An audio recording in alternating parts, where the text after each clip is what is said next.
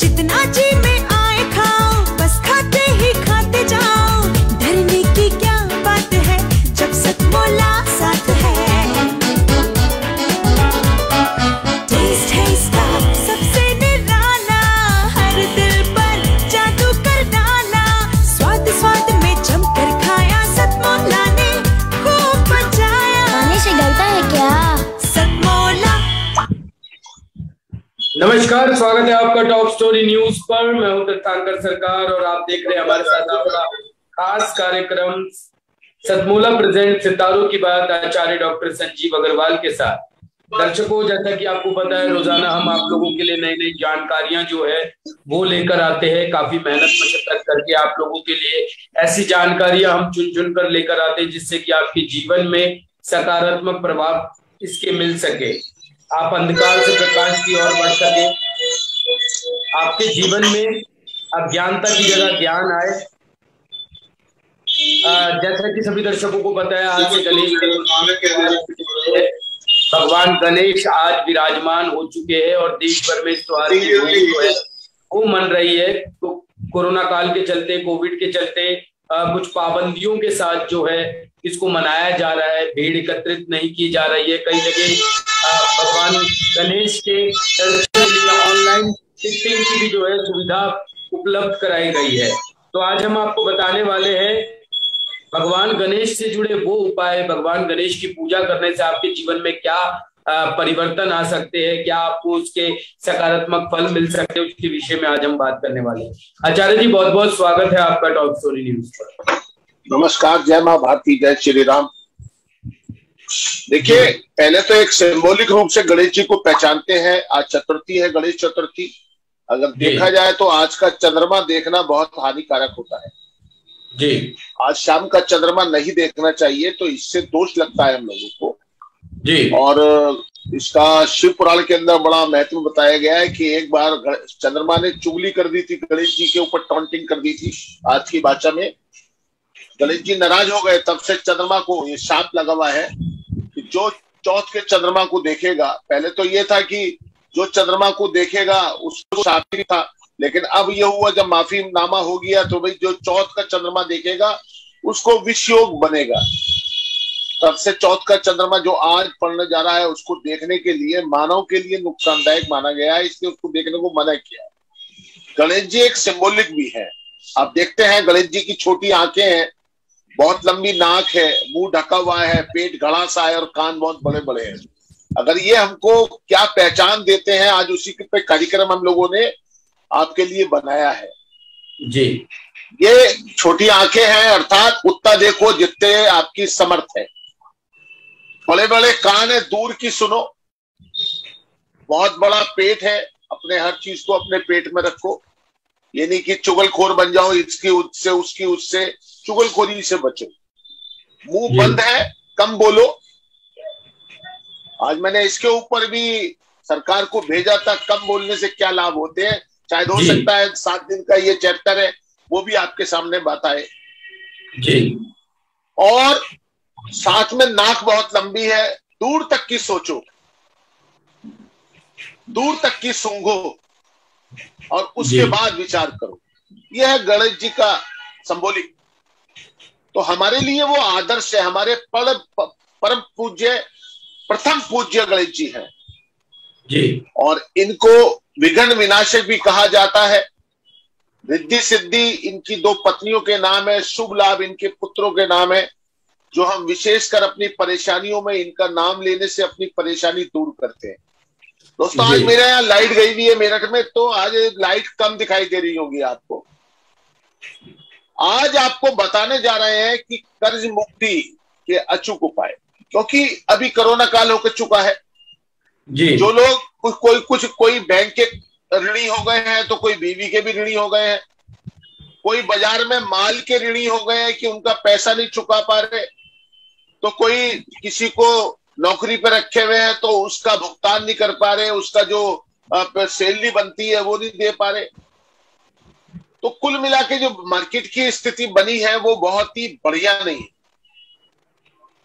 इसके अतिरिक्त आज आपको मैं एक उपाय और बनाऊंगा, जो अपने आप को कहते हैं जी हमारा भाग तो फूटा हुआ है, उसका उपाय क्या होगा, मैं यहीं से आपकी आज शुरुआत करता हूं। कुछ लोगों के ऐसे क्वेश्चन आते हैं, साहब हमने तो जब से होश संभाला है हमारा तो बिल्कुल भाग्य फूटा हुआ है, अर्थात वो जिस काम में हाथ डालते हैं उसी काम में नुकसान होता है, उनके पास पैसे का आवागमन रुक सा गया है, कर्जा लेके वो रोटी खाते हैं, बहुत परेशानी में जी रहे हैं। तो उनके लिए मैं उपाय बता रहा हूं कि आप बाजार से एक कोरा ताला ले आए जी, ताला और चाबी।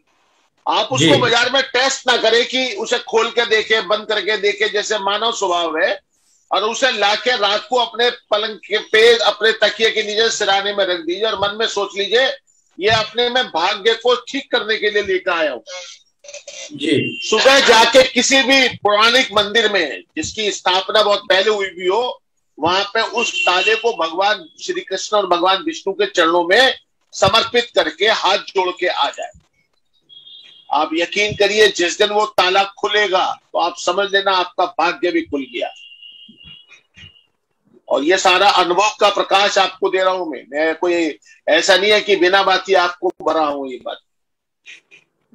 और ऐसा करने से जो आपका भाग्य है वो आप पे मेहरबान हो जाएगा। देखिए भाग्य कोई बदलता नहीं, भगवान श्री कृष्ण ने तो महाभारत में भी इस बात के लिए कहा है कि भाग्य का विधाता मैं नहीं हूं, मैं कर्म का विधाता हूं।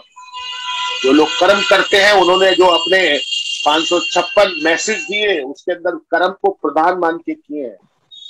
बोले कि मैं भाग्य के मामले में तो सबसे कमजोर मैं खुद ही हूं कि माँ के पेट से रात को 12 बजे मेरा जन्म हुआ और मुझको शहद काला दे दिया, यमुना के बीच में से निकाल के मेरे पिता मुझे दूर गोकुल के अंदर छोड़ के आए। छोटी सी उम्र से राक्षसों में लगा रहा, 12 साल का हुआ तो मामा के द्वारा मारने की साजिश रची गई। उसके बाद मेरे देश के ऊपर हमला हुआ तो मैं रणछोड़ बन गया, अपने लोगों को बचाने के लिए मुझे भागना पड़ा। लेकिन उन्होंने कहा है कि अगर हम कर्म को करते रहे, कर्महीन ना बने, तो भी हम अपने भाग्य को बदल सकते हैं जी। लेकिन ये जो ताले वाला प्रयोग है आप करेंगे निश्चित तौर से आपको लाभ होगा। लेकिन मैं छोटे छोटे कुछ उपाय आपको बता रहा हूं। शनिवार के दिन सुबह को आप स्नान करने के बाद अपने नाप का एक नीला धागा, सूती नीला धागा ले लीजिए, एक नारियल ले लीजिए, उस नारियल सूती धागे को सिर से पैर तक नाप के तोड़ लीजिए और नारियल पे लपेट के भगवान के चरणों में रख दीजिए और अपनी जो पूजा रूटीन की करते हैं उसमें ये और जोड़ दीजिए, प्रभु जो मेरा कर्जा है वो उतर जाए। और उसके बाद उस नारियल पे जो धागा लिपटा हुआ है, मैं नारियल के उस धागे को ले जाके किसी भी बहते हुए जल में उसको प्रवाहित कर दीजिए।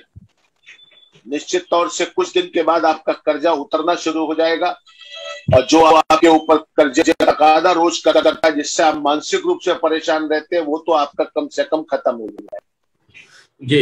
इसके बाद दूसरा उपाय है सरसों के तेल को मिट्टी के दिए में भरकर फिर मिट्टी के दिए का ढक्कन लगाकर किसी नदी, तालाब या किसी मतलब जो लोग समुद्र के पास रहते हैं उसमें भी सूर्य अस्त के समय में जमीन में गाड़ दे और कर्ज मुक्ति की प्रार्थना करें।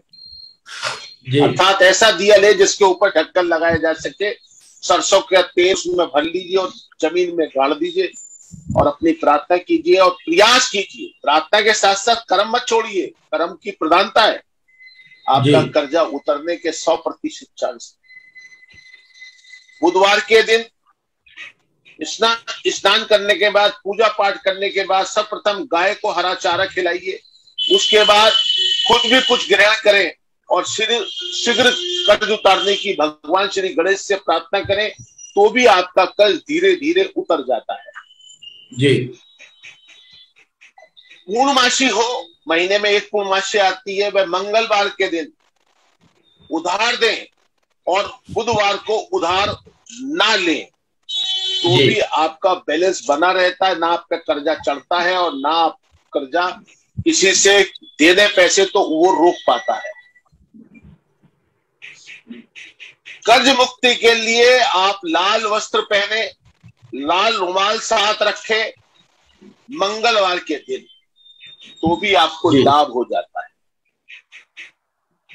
भोजन में नियमित जो गुड़ खाते हैं, छोटी सी डली गुड़ की खाते हैं, उनको भी बहुत लाभ होता है। हनुमान जी को जो लोग गुड़ का भोग लगाते हैं और बच्चों को प्रसाद में गुड़ बांटते हैं, उनका भी कर्ज जल्दी चूक जाता है। जी।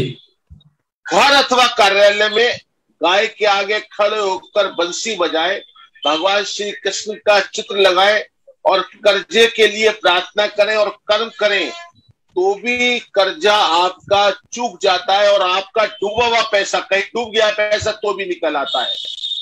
जी। यदि अपने घर में मंदिर में माँ लक्ष्मी की पूजा के साथ साथ 21 हकीक पत्थरों की पूजा करके उन्हें अपने घर में कहीं पर भी जमीन के अंदर, चाहे कच्ची जमीन हो, गाड़ दें और ईश्वर से अपने कर्जी की मुक्ति के लिए प्रार्थना करें और साथ में कर्म करें, तो भी हमारा कर्जा चूक जाता है। आजकल देखता हूं बैंकों से आरसी कट जाती है, परेशानी आती है, फिर भी हम पे पैसा नहीं होता, हम पैसा कैसे चुकाए। आपको हनुमान मंदिर में जाके हनुमान जी को चोला चढ़ाना है और वहां पर बैठ के प्रार्थना करनी है। बजरंग बाण के 3 पाठ करें, हनुमान चालीसे का 1 पाठ करें और सच्चे मन से प्रार्थना करें हनुमान जी की, हे प्रभु हमें इस परेशानी से मुक्ति दे दो, तो भी आपको इस परेशानी से मुक्ति हो जाती है। ये मेरा आजमाया हुआ प्रयोग है और इससे आपको लाभ मिलता है। इसके अतिरिक्त जो मसूर, लाल मसूर होती है, उसका आप मंदिर शिवालय में बैठ के उसे भगवान शिव को अर्पित करें और इसके लिए एक मंत्र बोले, ओम ऋण मुक्तेश्वर महादेव नमः, ओम ऋण मुक्तेश्वर महादेव नमः, और उस दाल को पिंडी पर चढ़ा दें, तो भी आपके कर्जे का निपटारा हो जाता है और आपका पैसा कहीं फंसा हुआ है वो भी आपका निकल आता है। जी। और आपको एक अंतिम और बता रहा हूं, शुक्रवार को किसी भी पीपल के पेड़ का पत्ता टूटा हुआ और रात को उठा लाए, उसे अपने सिराने रख दें। शनिवार की सुबह एक कपूर की डली जला के उसका धुआं पीपल के पत्ते पे ले लें और पत्ते का जब वो पत्ता काला हो जाए धुएं से, तो टूथपिक से उसके ऊपर जिस पे पैसा चाहिए उसका नाम लिख के और उसी पीपल के नीचे उस पत्ते को किसी ईंट से या किसी भारी चीज से दबा के रखें और उसके ऊपर तकादा करें जिसमें पैसा चाहिए, तो आपका पैसा निकलना शुरू हो जाता है, आपको पैसा मिल जाता है। शर्त यह है वो पैसा देने काबिल हो। अरे कोई भूखा होगा तो आपका पैसा कैसे देगा। और आपको एक बात और बता दूं, जो लोग गणेश जी की सच्चे मन से प्रार्थना करते हैं, गणेश जी बड़े भोले भंडारी अपने बिल्कुल पिता की तरह, भगवान भोलेनाथ की तरह, तो उसके घर में हमेशा रिद्धि सिद्धि का वास रहता है और लक्ष्मी की कृपा रहती है। लक्ष्मी जी गणेश जी को अपना पुत्र मानती है। लक्ष्मी जी के बाद गणेश जी की ही पूजा होती है और लक्ष्मी जी से पहले भी गणेश जी की पूजा होती है। गणेश जी लक्ष्मी जी के मानस पुत्र हैं। ये है आज के लिए गणेश जी को समर्पित आपका ऋण कैसे उतरेगा या आपका ऋण कैसे निकलेगा। आपको कैसा प्रोग्राम लगता है ये आपको बताना है, आपने इससे क्या फायदा लिया। तुरंत तो कोई काम होता नहीं है, 1-2 दिन 4 दिन 10 दिन लग सकते हैं आपको। आप उपाय करें और हमको लिखें कि आपको इसका क्या फायदा मिला। जी सरकार। जी आचार्य जी, बहुत बहुत धन्यवाद इतनी बेहतरीन जानकारी दर्शकों को देने के लिए। कुछ सवाल हमारे पास आचार्य जी आ गए हैं, पहले कुछ सवाल ले लेते हैं, उसके बाद एक टॉपिक और है जो आचार्य जी ने आप लोगों को बताया, कम बोलने के क्या फायदे हैं और कम बोलने वाले व्यक्ति में क्या गुण होते हैं, उसके बारे में थोड़ी सी चर्चा करेंगे। पहले कुछ सवाल यहाँ हमारे पास आ गए हैं। पीहू जायसवाल जी ने हमें मध्य प्रदेश इंदौर से भेजा है सवाल अपना। इनका जन्म हुआ है 10 जनवरी 1992 को, 1992।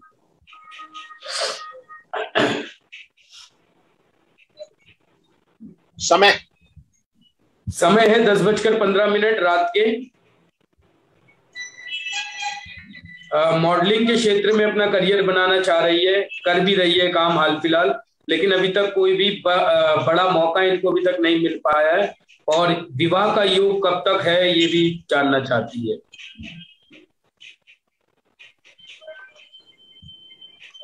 देखिए, इनका सिंह लगन है, कुंभ राशि है। अभी जो समय चल रहा है इनके लिए बहुत बढ़िया नहीं कह सकता मैं, क्योंकि पिछले लगभग 1 वर्ष से बहुत बढ़िया समय इनका नहीं है।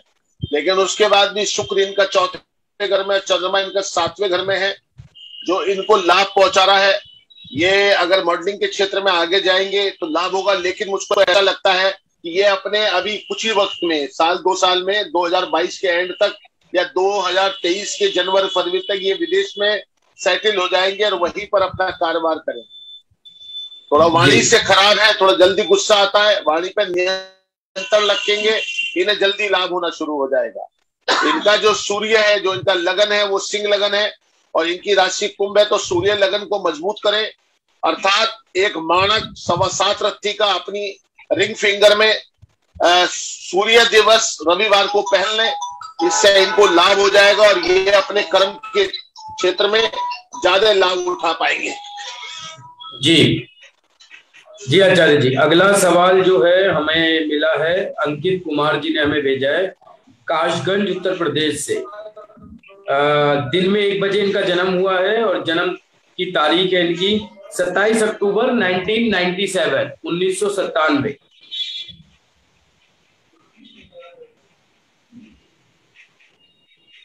लेखक बनना चाहते हैं लेकिन परिवार का दबाव है, परिवार चाहता है सरकारी नौकरी करे, तो जानना चाहते हैं कि इस क्षेत्र में इनको सफलता मिले।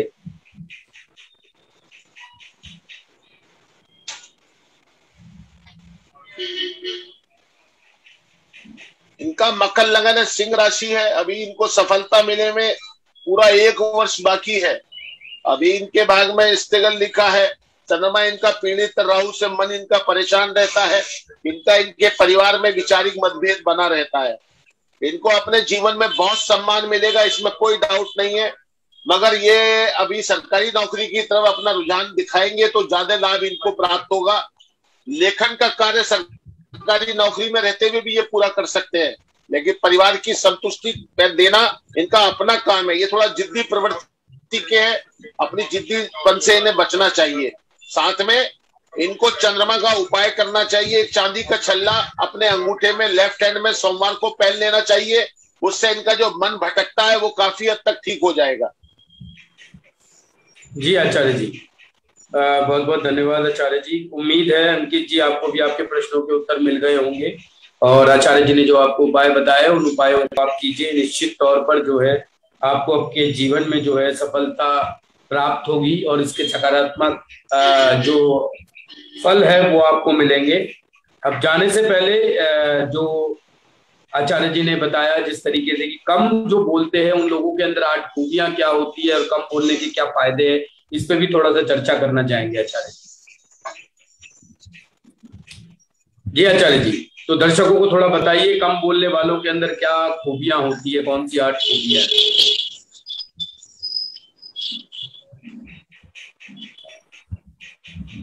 आचार्य जी, आप मेरी आवाज सुन पा रहे हैं? देखिए, वास्तव में यह है, अभी मैंने गणेश जी का आपको सिंबॉलिक बताया मैंने। जी, कम बोलने वाले 8 लोग की खूबियां। कम बोलने वाले लोग ज्यादातर समझदार पाए जाते हैं, क्योंकि वे तभी बोलते हैं जब जरूरत होती है और हमेशा सोच समझकर बोलते हैं, और इन्हीं बातों का सबसे ज्यादा महत्व होता है। जी, कम बोलने वाले लोग इंटेलिजेंट होते हैं, क्योंकि वे लोग एक बार में अपनी बात कहना जानते हैं। जी, कम बोलने वाले लोग मित्रवत होते हैं, क्योंकि वे दिल से बहुत अच्छे होते हैं और सबके साथ अच्छे रिश्ता रखना चाहते हैं। जी, कम बोलने वाले लोग बहुत ज्यादा विश्वसनीय होते हैं, क्योंकि वो अपनी बात जब ही निकालते हैं जब वास्तव में जरूरत हो। जी, कम बोलने वाले लोग ज्यादा किसी के मुंह नहीं लगते, क्योंकि उनकी सेल्फ रेस्पेक्ट इसके लिए ज्यादा महत्वपूर्ण है। इसीलिए वे झगड़े और पागल लोगों से हमेशा दूर बने रहते हैं। जी, कम बोलने वाले लोग अकेले रहने से नहीं डरते, क्योंकि इसकी व्यक्तित्व यानी कि पर्सनैलिटी में सकारात्मक व्यवहार, पॉजिटिव एटीट्यूड होता है। प्रिय यानी कि पीसफुल होते हैं, ज्यादा गुस्सा करना इन्हें पसंद नहीं होता। अगर गुस्सा होते भी है तो बहुत जल्दी शांत हो जाते हैं। जी। अगर आप कम बोलने वाले हैं तो हमको जरूर बताएं आपको कैसी फीलिंग होती है। ये बात गूंगों पे लागू नहीं होती कि आप अगर वैसे तो खूब बोलते हैं लेकिन अगर कोई आ जाए तो आप चुप होके एक कौन जाते हैं, ये बात उन पे लागू नहीं होती। ये लागू होती है उनके जो वास्तव में बोलने वाले लोग हैं लेकिन सोच समझ के बोलते हैं और कम बोलते हैं। इसीलिए गणेश जी के जो मुंह है उसके ऊपर बहुत बड़ी सूंड है कि कम बोलो, इसीलिए वो प्रथम पूज्य कहलाए। हमारे कहानियां कितनी हो, किससे कितने हो, लेकिन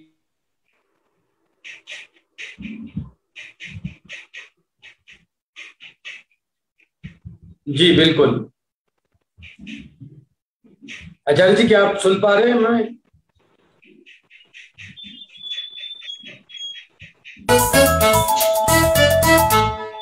जितना जी में आए खाओ, बस खाते ही खाते जाओ। डरने की क्या बात है जब सतमौला साथ है। टेस्ट है इसका सबसे निराला, हर दिल पर जादू कर डाला। स्वाद स्वाद में जमकर खाया, सतमौला ने खूब बचाया। खाने से गलता है क्या? सतमौला।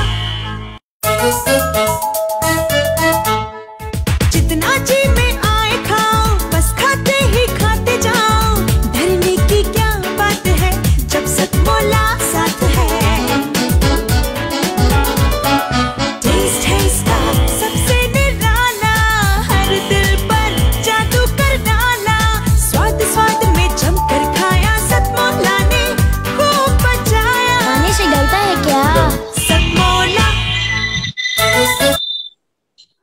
तो दर्शकों ये था आज का हमारा टॉपिक गणेश जी के ऊपर, गणेश चतुर्थी को लेकर, और गणेश जी की पूजा करने से आपके जीवन में क्या लाभ आपको मिल सकते हैं वो आज आचार्य जी ने आपको बताया।